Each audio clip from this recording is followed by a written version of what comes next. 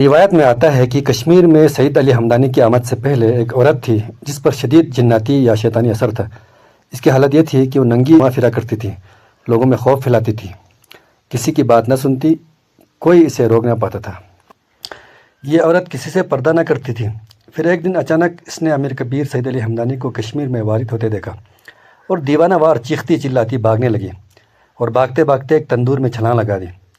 آپ علیہ رحمہ کی کرامت کی طفیل وہ آگ سے صحیح سلامت باہر آئی اور پردہ دار خاتون بن گئی۔ لوگوں کے پوچھنے پر کہا کہ اس سے پہلے کشمیر میں کوئی مرد ہوتا تو میں پردہ کرتی، لیکن آج برسوں کے بعد اس سرزمین پر کسی مرد قلندر نے قدم رکھا ہے اور میں شرم کے مارے تندور میں چھلانگ لگا چکی تھی۔